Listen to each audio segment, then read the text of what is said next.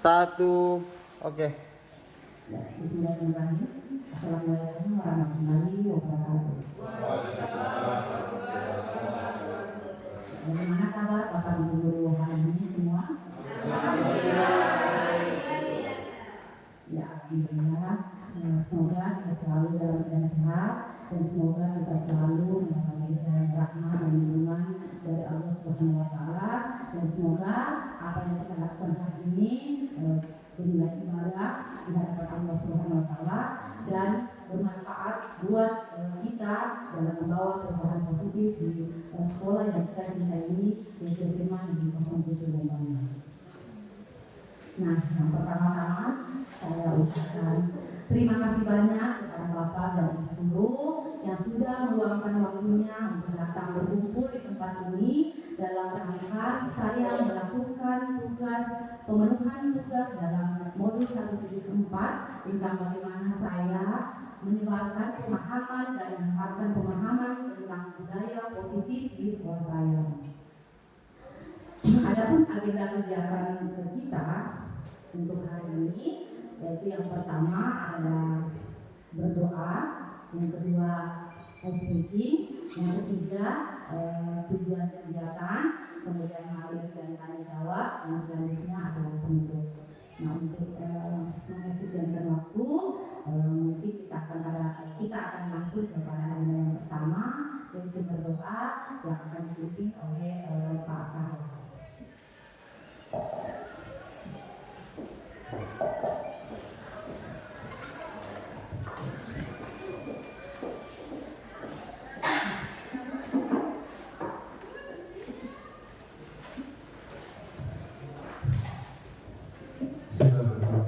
Assalamualaikum warahmatullahi wabarakatuh. Hadirin peserta diseminasi penyebaran pemahaman budaya positif, mari kita tundukkan hati kita untuk bertanya kepada Allah Subhanahu wa taala, mudah-mudahan apa yang kita lakukan untuk hari ini untuk mendapat Allah Subhanahu wa taala.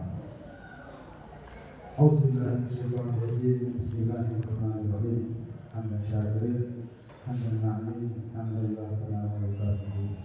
Ya Rabbana ta'ala, kama yang bagi jalal bagi Tuhan. Ya Allah, pagi ini kami hadapkan diri kepada Allah. Kami tundukkan hati kami untuk bernada kepada Allah. Kami pasrahkan jiwa dan raga kami kepada-Mu. Ya Allah, hadirkanlah kekhusyuan dan keikhlasan dalam doa. Ya Allah, di dalam permasalahan kami pagi ini berkumpul dalam kegiatan diseminasi penyebaran pemahaman budaya positif.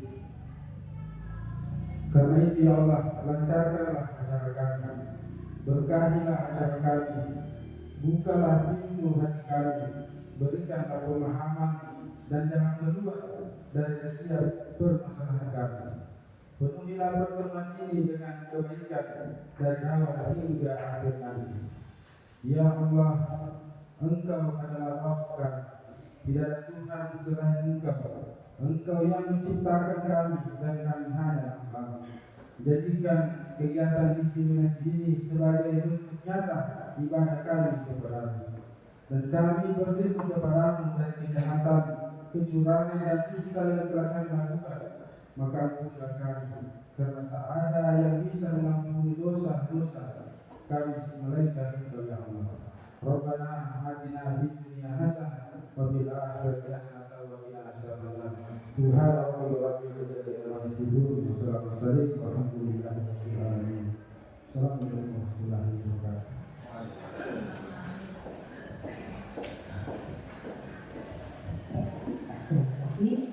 Nah, sekarang kita masuk kepada acara selanjutnya, yaitu ice breaking. Nah, ice breaking ini bertujuan untuk bagaimana kita mencairkan suasana silaturahmi. Ya, oke. Nah, ice breaking yang saya akan tunjukkan ketika saya mengatakan tepuk satu kali. Coba ibu doa, tepuk satu kali, tepuk dua kali. Nah, kalau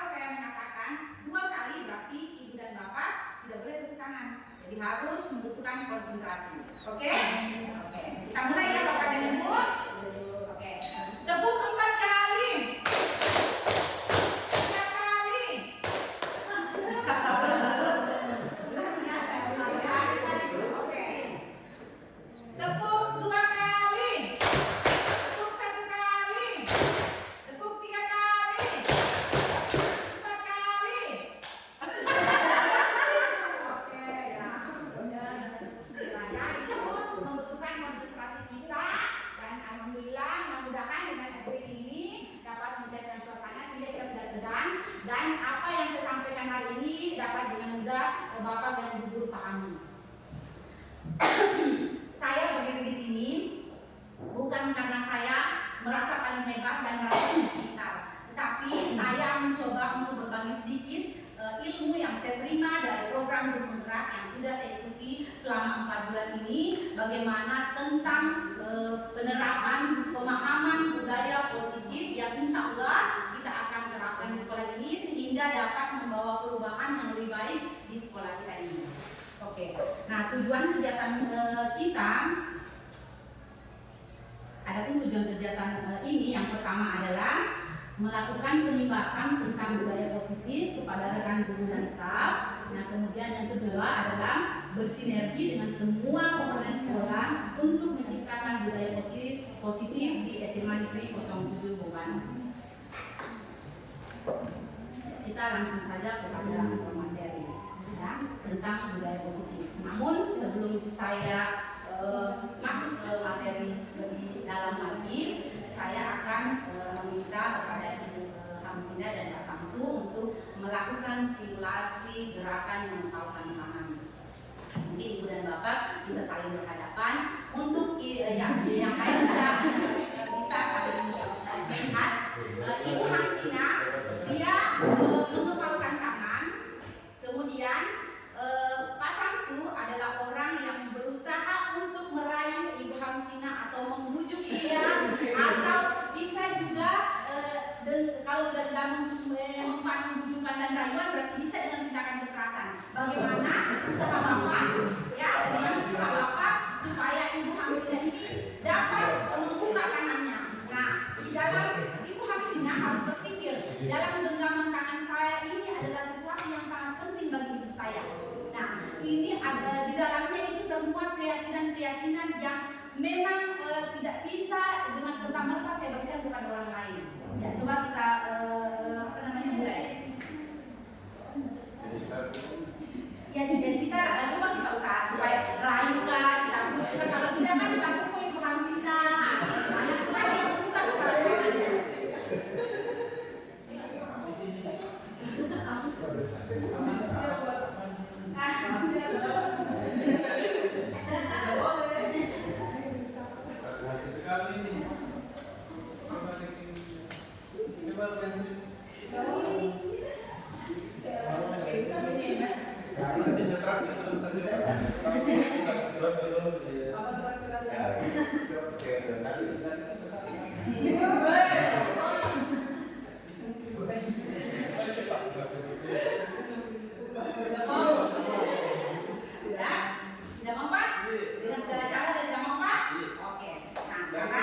Sekarang saya tanya dulu coba Ibu Hamsina, apa alasan Ibu kenapa Ibu tidak mau membuka tangan? Alasan saya ini sangat rahasia buat saya dan sangat pribadi buat saya, makanya tidak bisa dilihat oleh orang. Terima kasih, kita beri aplaus dulu untuk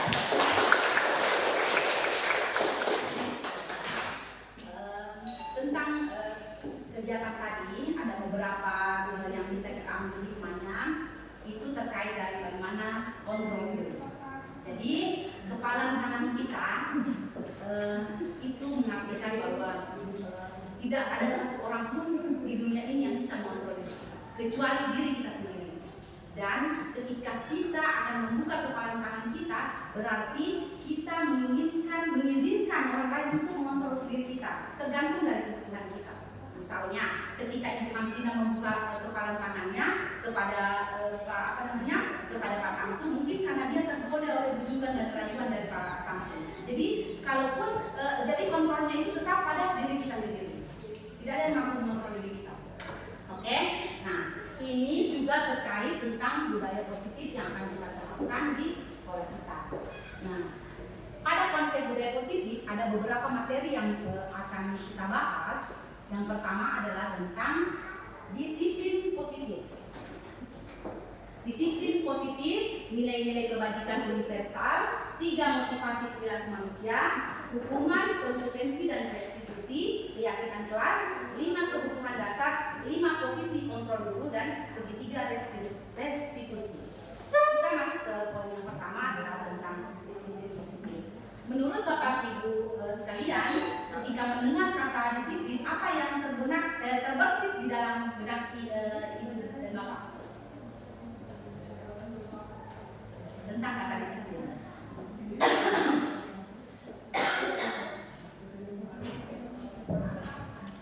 Jangan pernah naik lagi.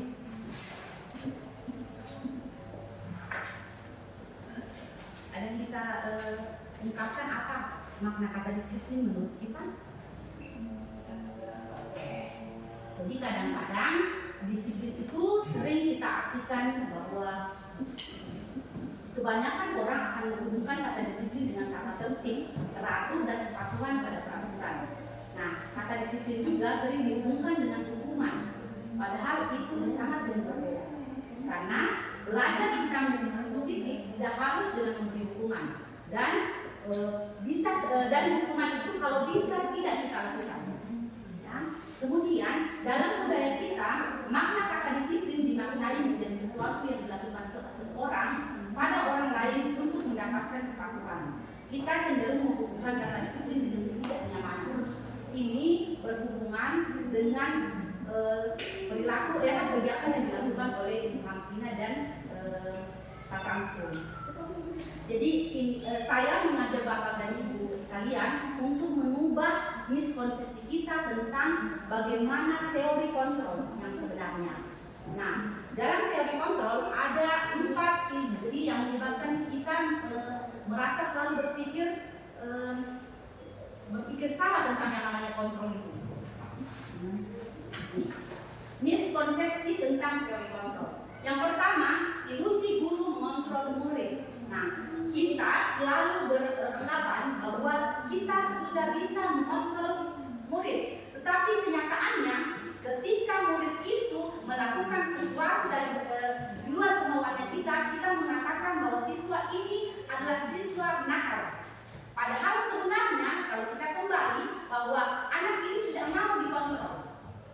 Dia tidak membiarkan kita mengontrol mereka. Dia menginginkan dirinya melakukan sesuatu, namun caranya berbeda. Kemudian, yang kedua adalah ilusi bahwa semua perbuatan positif, efektif dan bermanfaat. Nah, ini juga ilusi bahwa ketika kita membujuk siswa kita dengan perbuatan positif itu akan membuat anak-anak kita itu dapat lebih baik. Padahal ternyata anak ini berubah karena dia hanya butuh dipuji, hanya butuh dia diberikan penghargaan. Yang ketiga, ilusi bahwa kritik dan membuat orang merasa bersalah akan menguatkan karakter. Nah, ini yang ketiga ini kadang-kadang kita sebagai guru, saya sebagai guru itu kadang-kadang melakukan itu. Kamu malas sekali. Kamu padahal tanpa kita sadari itu melukai harga diri seorang anak. Tanpa kita tahu, kita berpikir apa yang kita katakan itu telah membuat anak itu menjadi identitas gagal. Padahal tujuan kita adalah membentuk identitas sukses kepada anak-anak. Nah, kemudian yang selanjutnya adalah ilusi bahwa orang dewasa memiliki hak untuk memaksa. Ini juga kadang-kadang ya saya secara pribadi biasa melakukannya di rumah bersama anak saya ya. Kalau dia melakukan sesuatu, saya berpikir saya adalah orang tuanya, kamu harus melakukan apa yang saya mau. Padahal tidak boleh seperti itu. Kita harus tahu dulu apa kebutuhan dasar anak ini. Ketika misalnya kita menemui di dalam kelas anak-anak yang sering colek-colek temannya, ada biasa mungkin seperti itu, ini Bapak dan Ibu guru, atau biasa ketika kita menerangkan, menjelaskan, dia sibuk dengan kesibukannya sendiri. Jadi kita bilang, oh malas sekali kamu, apa memang kau aneh itu. Padahal sebenarnya kita harus cari tahu dulu. Dia kebutuhan dasarnya mungkin dia tidak ingin, dia bosan belajar begitu terus. Dia ingin cari kebebasan. Mungkin dengan pola pengajaran yang berbeda, bukan hanya di dalam kelas, tapi kita harus mencoba belajar di luar kelas. Karena setiap anak itu berbeda, setiap anak itu unik, ya. Tidak seperti misalnya Ibu Hamsina. Ketika saya menerangkan seperti ini, dia bisa paham. Tetapi berbeda dengan Pak Samsul misalnya. Kalau saya menerangkan begini, dia pikir raga rusak. Ya. Kemudian kalau misalnya seperti Pak Kahar, kalau saya menerangkan begini, dia tidak bisa, harus dia praktek langsung supaya dia bisa mengerti. Jadi kita harus mengenali bagaimana karakteristik sifat peserta tadi. Dan itu adalah tugas terberat terberat dari seorang guru. Kita tidak boleh menyamakan bahwa Pak Kahar itu tipe belajarnya sama dengan Bu Andi Tendri. Kita kan begitu, saya selama ini berpikir begitu. Kalau saya sudah menjelaskan, kalau Pak Kahar mengerti, kenapa Bu Andi Tendri tidak mengerti? Padahal modelnya sama. Berarti Bu Andi Tendri belum memang. Misalnya begitu, atau misalnya Pak Faisal ini karena nakal, dia tidak perhatikan pelajaran, sudah lebih suka pelajaran olahraga daripada pelajaran geografi, misalnya. Nah, padahal sebenarnya tidak seperti itu. Pola kita yang kita harus rubah, bukan kita menekankan anak-anak untuk mengikuti pola kita. Karena kita memberikan mereka pelajaran, mereka ini bagaimana menerimanya? Apakah dengan mendengarkan atau dengan melihat langsung atau dengan melakukan aksi langsung? Oke.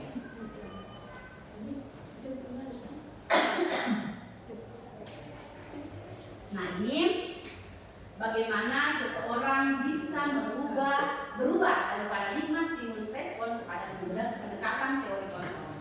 Nah, stimulus respon ini adalah hal-hal yang telah kita lakukan selama ini.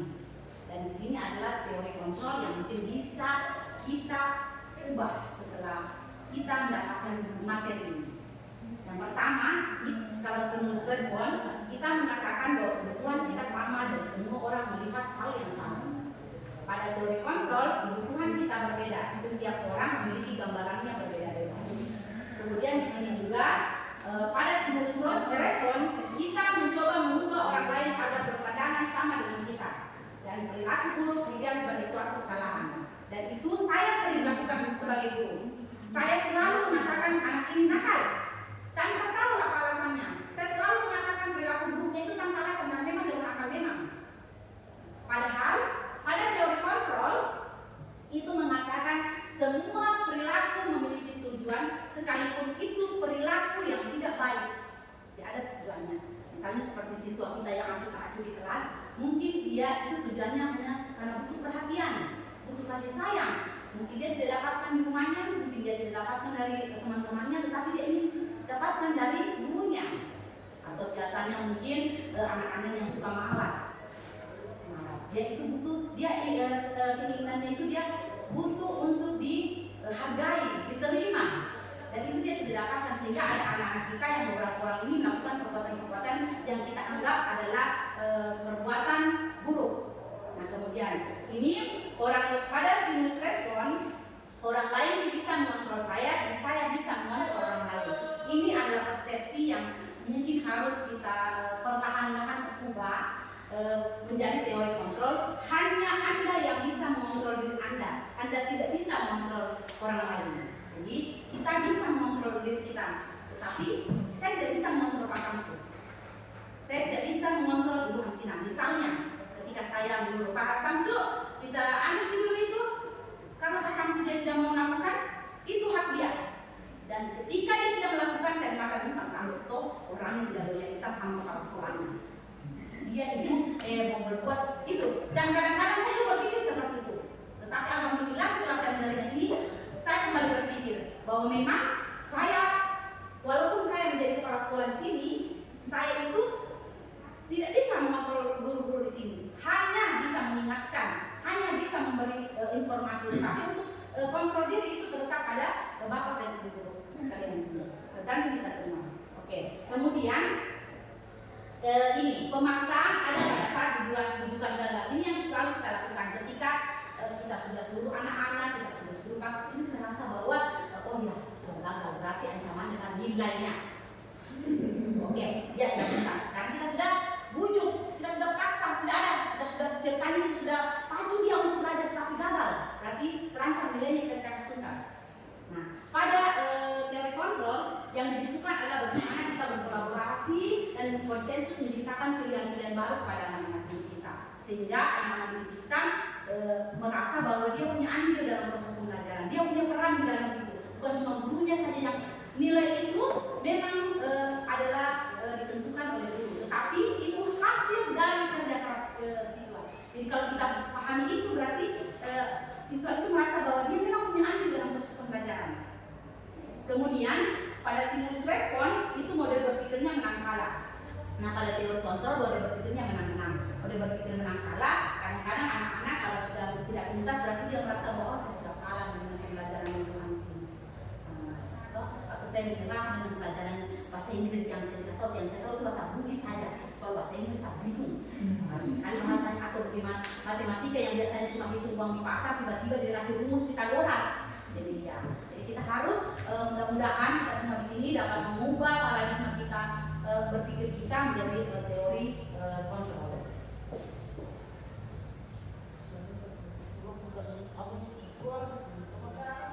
Oke, selanjutnya tentang nilai-nilai kebajikan. Saya pikir tentang nilai kebajikan ini tidak perlu terlalu luas saya menjelaskan karena kita sudah mengenalnya lebih dalam dan kita sudah tuangkan di dalam visi kita tentang nilai-nilai yang terkandung dalam profil pelajar Pancasila.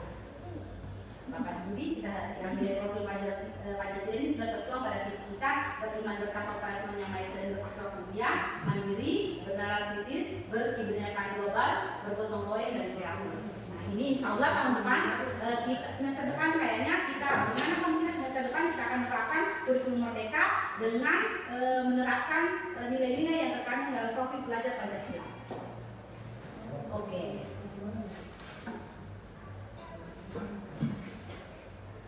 Nah, ini 3 motivasi perilaku manusia menurut Diana Bose. Nah, sebelum kita masuk ke 3 motivasi, saya ingin membawa Bapak dan Ibu untuk berpikir sejenak.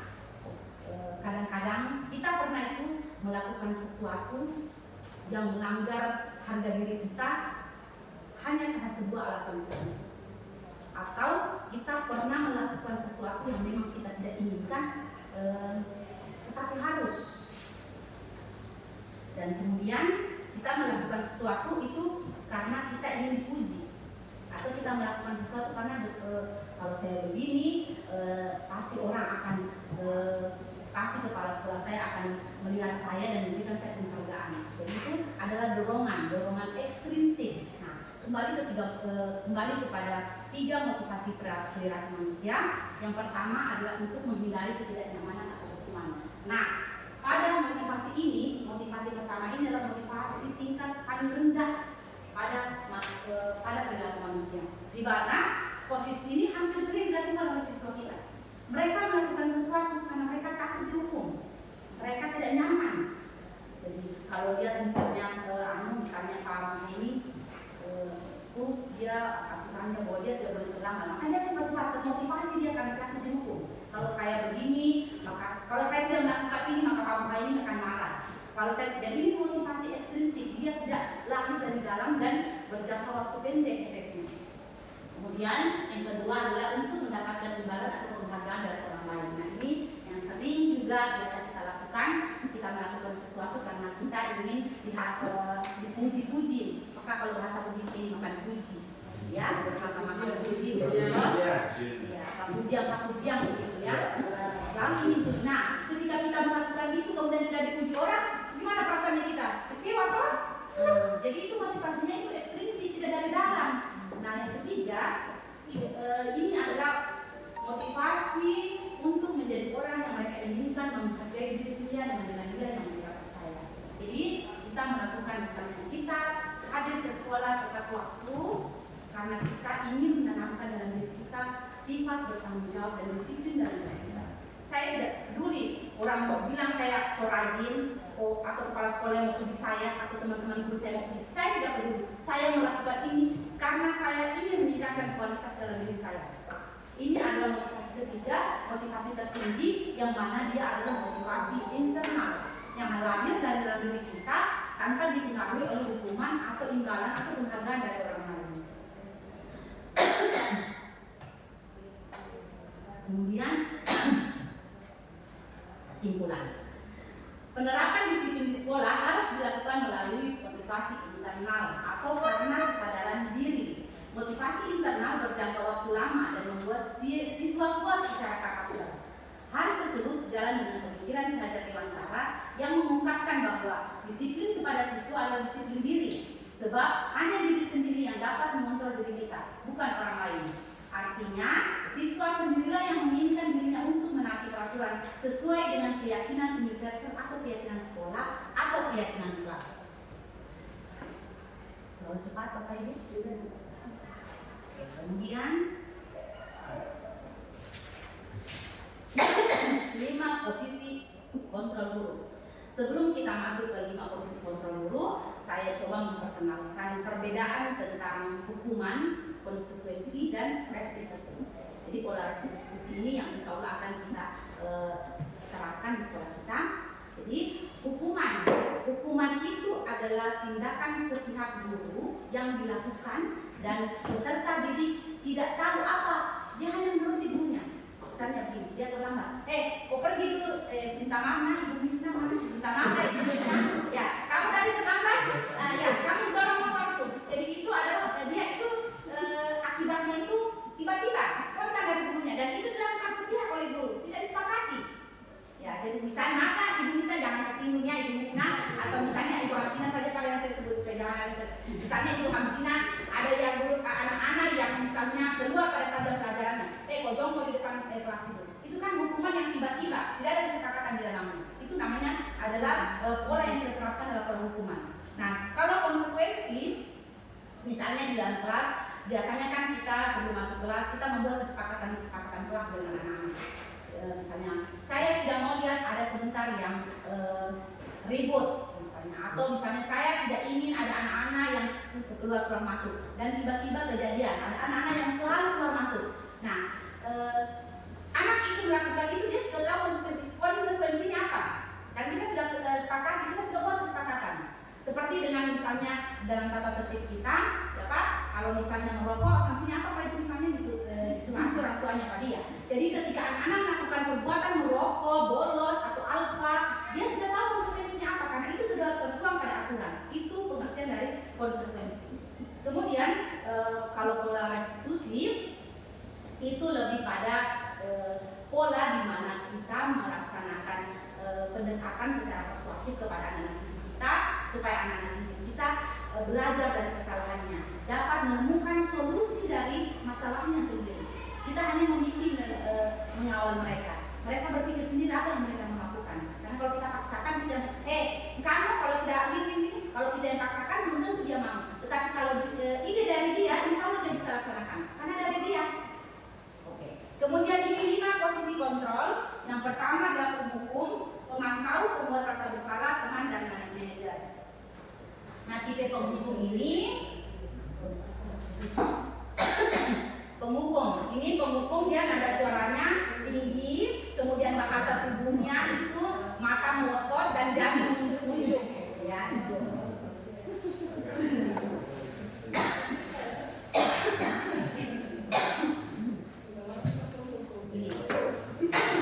Ya, ini posisi penghukum dan kalau saya itu kadang-kadang memang saya sering lakukan ya. Dan itu umum dilakukan kepada hampir semua sekolah. Apalagi namanya tipe penghukum. Nah dia itu lebih pada kalau kamu tidak patuhi aturan, awas kena, awas tunggu kok kamu besok sekolah. Itu tipe penghukum. Dia tidak mau tahu apa alasannya anak-anak. Pokoknya kamu berbuat salah itu intinya. Kamu dihukum sebentar. Kemudian kalau untuk memantau, posisi pemantau ini berdasarkan peraturan-peraturan dan konsekuensi yang menggunakan sanksi dan konsekuensi. Ini biasanya dilakukan oleh yang minta maaf Pak Samsul, minta maaf sekali. Nah ini biasa dilakukan oleh guru BP. Dan karena guru BP kan selalu berpedoman pada aturan. Dia pokoknya kalau aturan berarti kan salah. Dia tidak mau tahu. Pokoknya kalau bolos 3 kali harus disurati. Kalau alfa 3 kali harus disurati. Kalau kamu tidak, pokoknya dia berdasarkan aturan. Dia tidak mau tahu apa alasannya anak. Ya, tapi bukan Pak Samsul yang lakukan. Biasanya dilakukan oleh guru BP. Dia harus sesuai dengan aturan. Oke, kemudian posisi teman. Nah, guru pada posisi ini tidak akan menyakiti murid, namun tetap akan berupaya mengontrol murid melalui persuasif, pendekatan persuasif. Sama Bapak Ibu? Oke. Biasanya teman ini ada juga dampak negatif dan positifnya. Dampak positifnya kita menjadikan siswa kita sebagai teman. Yang pertama kita bisa membangun hubungan yang positif kepada anak-anak. Tapi dampak negatifnya itu anak-anak menjadi tergantung sama kita. Dan ketika kita tidak membantu dia berpikir, ini Pak Guru bukan temanku. Padahal dia bilang dia temanku. Sekarang saya ada masalah dia tidak bantu saya. Dia akan merasa kecewa kepada kita. Dan kemudian dia hanya misalnya seperti saya menganggap Samsul adalah teman dan bukan sini adalah guru lain.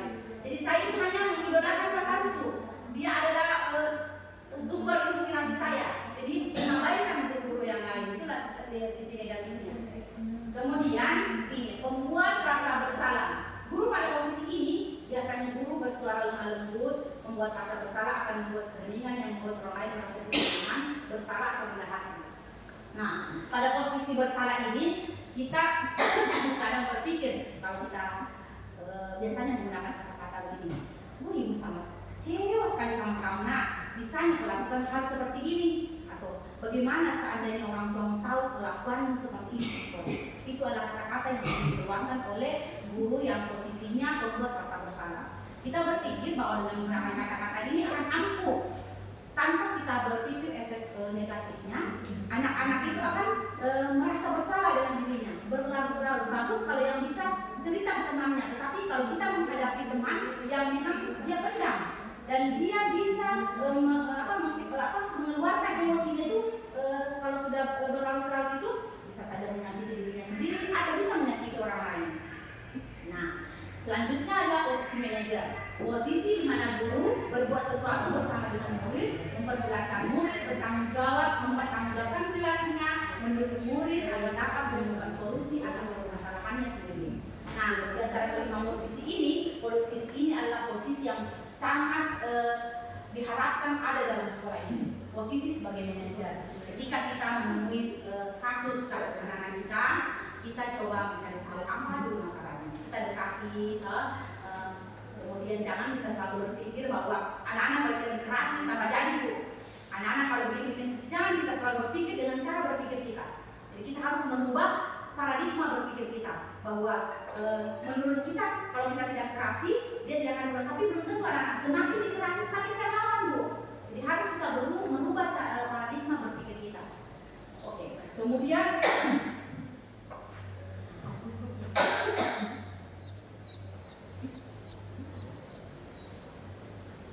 saya akan memperkenalkan kepada Bapak dan Ibu guru tentang segitiga restitusi, di mana segitiga restitusi ini adalah suatu proses yang dijalankan oleh guru atau orang tua agar dapat menghasilkan murid yang mandiri dan bertanggung jawab.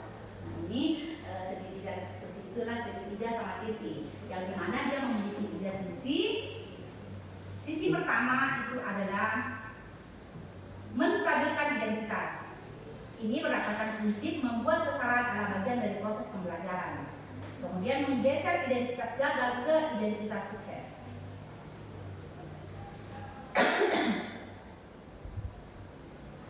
Kemudian ini adalah kata-kata yang atau kalimat-kalimat yang biasa diucapkan pada sisi satu, menstabilkan identitas. Kita tidak perlu mencari siapa yang salah, ya. Berbuat salah itu tidak apa-apa, nak. Tidak ada manusia yang sempurna. Saya juga pernah melakukan kesalahan seperti itu. Kita bisa menyelesaikan ini. Jadi kita memotivasi anak-anak, dia bisa survive dalam dirinya. Kemudian sisi yang kedua, validasi tindakan yang salah. Berdasarkan prinsip setiap perilaku berupaya untuk memenuhi suatu kebutuhan tertentu. Guru akan bergeser dari pemikiran stimulus respon menjadi proaktif. Kemudian mengenali dan mengakui kebutuhan murid akan memperbaiki hubungan dengan murid. Kalimat-kalimat yang biasa digunakan pada sisi dua ini adalah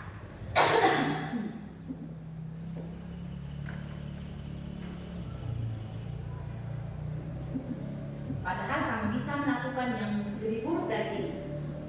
Kamu pasti punya alasan mengapa melakukan hal itu. Kamu patut bangga pada diri sendiri karena kamu telah melindungi sesuatu yang penting buatmu. Kamu boleh mempertahankan sikap itu, tapi kamu harus menambahkan sikap yang baru. Jadi kita memberikan dukungan dan kita kayaknya lebih harus memahami siswa. Jangan kita karena kita guru jadi kita yang paling benar. Kemudian sisi yang ketiga adalah menanyakan keyakinan. Murid akan diberikan pertanyaan-pertanyaan bermakna untuk memunculkan motivasi intrinsik. Kemudian mampu mengaitkan keyakinannya dengan tindakan-tindakan yang salah. Keyakinan-keyakinan ini sesuai dengan profil pelajar Pancasila. yang biasa ditanyakan ini apa yang kita percaya sebagai kelas, ini keyakinan kelas atau keyakinan dalam keluarga kita.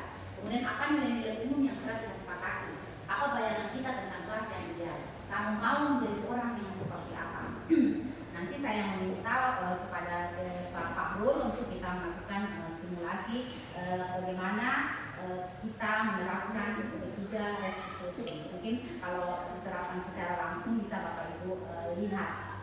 Oke, Pak Samsu bisa? Pak Samsu, Pak Fahrul.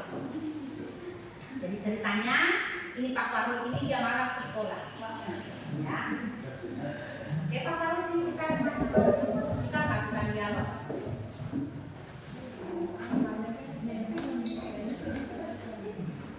Jadi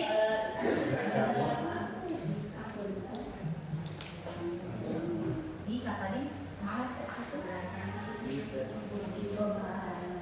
di kelas. Jadi saya simulasi di sana atau supaya dilihat sama teman-teman sekalian. Selamat pagi Dika. Apakah kamu tahu kenapa saya memanggil kamu di sini? Selamat pagi Bu. Iya Bu, karena saya malas ke sekolah. Kita dengar kita keluar main. Nah, jika tidak ada manusia yang sempurna, semua orang pernah melakukan kesalahan, termasuk ibu guru. Tetapi kesalahan itu bisa diperbaiki. Nah sekarang coba ceritakan kepada ibu apa alasan kamu hingga tidak masuk sekolah. Nah Ibu, saya selalu bangun siang Bu, karena saya sering begadang untuk main game bersama teman saya. Dan saya merasa bersalah dan malu ke sekolah jika saya terlambat datang, sehingga saya memilih untuk tidak ke sekolah. Menurut kamu apa perbuatan yang kamu lakukan baik atau bagaimana? Perbuatan yang saya lakukan tidak baik Bu, karena membuat saya ketinggalan bagi pelajaran. Oke. Menurut kamu kira-kira keyakinan kelas apa yang telah kamu langgar dan pelaku tersebut? Kewajiban saya itu sebagai siswa adalah belajar, dan saya menjadi siswa yang tidak bertanggung jawab dan tidak disiplin Bu. Oke. Nah sekarang kalau kamu menjadi orang yang lebih baik, kamu mau menjadi orang yang seperti apa? Saya ingin menjadi orang yang bertanggung jawab dan disiplin dengan berguru. Ketika kamu menjadi orang yang lebih baik nantinya, kamu tidak akan pasti kamu tidak akan begadang lagi sehingga kamu bisa tepat waktu dalam bisa tepat waktu datang ke sekolah. Oke. Nah, bagaimana perasaan kamu? Coba bayangkan bagaimana perasaan kamu jika kamu menjadi orang yang sudah disiplin dan bertanggung jawab dengan diri kamu. Saya pasti merasa senang dan bangga.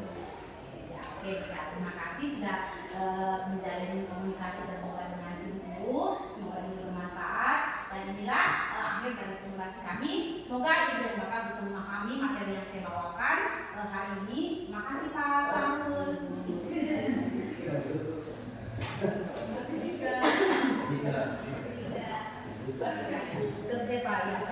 Sebelum saya tutup materi kita, mungkin ada beberapa pertanyaan atau gagasan atau juga berbagi pengalaman atau pengetahuan yang bisa kita diskusikan bersama-sama. Oke, saya kira ada Pak? Kalau tidak ada? Oh ya, mudah-mudahan ada siapa? Oh ya, silakan. Terima kasih.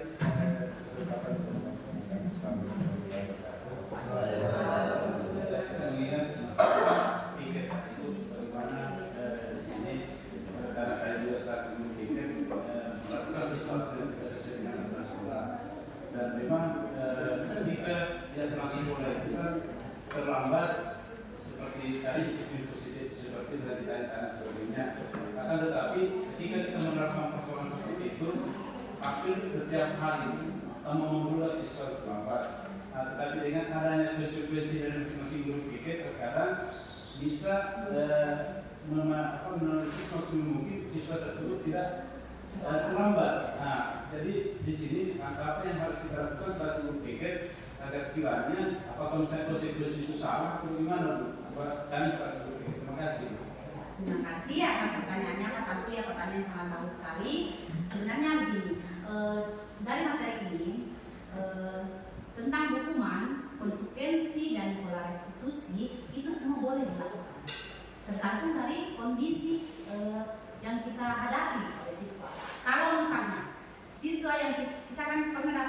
siswa Pak, dia itu dukungan dari orang tuanya juga tidak bisa tidur, makanya dia terkena. Nah, kita boleh menerapkan konsekuensi dalam hal itu karena itu sudah kejadian berulang.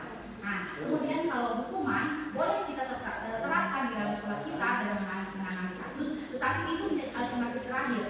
Tetapi kalau pemikiran saya, kalau hukuman itu boleh ditetapkan Pak, kecuali misalnya anak itu memang dia melakukan sesuatu yang masuk pelanggaran berat. Misalnya dia penyalahgunaan narkoba, memang akan diproses di polisi, tetapi di sekolah juga itu adalah masuk pelanggaran berat dan kita harus melakukan melakukan tindakan sepihak Pak, karena daripada ini mencemari teman-temannya yang lain atau akan menular ke teman-temannya yang menjadi untuk jadi untuk ketiga pola yang saya tawarkan itu sebenarnya tergantung dari bagaimana kita sekolah menerapkan ini, melihat kasusnya seperti apa, termasuk dengan kita posisi kontrol dulu, karena yang lebih mengetahui karakter siswa adalah guru itu sendiri. Karena ini bisa didekati sebagai teman, ini bisa didekati sebagai belajar, karena ada anak-anak yang ketika kita dekati sebagai teman dia tanpa variasi sama kita, dan itu akan hanya menambah karakter buruk kepada anak tersebut. Tetapi ada anak-anak yang kalau kita terasi tambah jadi buruknya juga. Jadi kita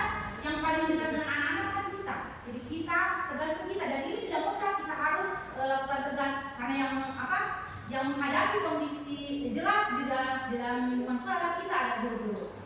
Tetapi kalau bisa hukuman dan konsekuensi itu adalah alternatif terakhir yang kita lakukan untuk menangani kasus yang dihadapi pada siswa. Kalau kasus terlambat itu Pak, untuk semua sekolah itu tidak ada yang tidak terlambat. Nah, itu berarti kita kan juga sudah sosialisasi tentang bagaimana anak membangun disiplin dirinya, tetapi itu tidak dan kita juga membutuhkan kerjasama yang baik kepada orang tua, dan itu yang agak sulit kita hadapi. Karena ada beberapa kasus yang kita hadapi juga Pak, ada sanksi bahwa orang tua itu kalau anaknya bangun kesiangan, rasa kasihannya terlalu besar kepada anak, jangan kesian dia begadang tadi malam. Padahal dia tidak tahu kewajibannya anaknya adalah pergi sekolah belajar. Jadi begitu Pak, mungkin seperti itu saya Pak. Masih ada yang mau ditanyakan? Oke, aku sudah ada. Terima kasih Bapak dan Ibu Guru atas pemutarannya tadi, dan semoga kegiatan ini dapat membawa perubahan yang baik buat kita, dan semoga kita juga guru-guru dapat menyadari bahwa posisi sebenarnya saya ini harus di mana dulu untuk menghadapi siswa yang seperti apa dulu, dan semoga apa yang saya lakukan ini, apa yang saya lakukan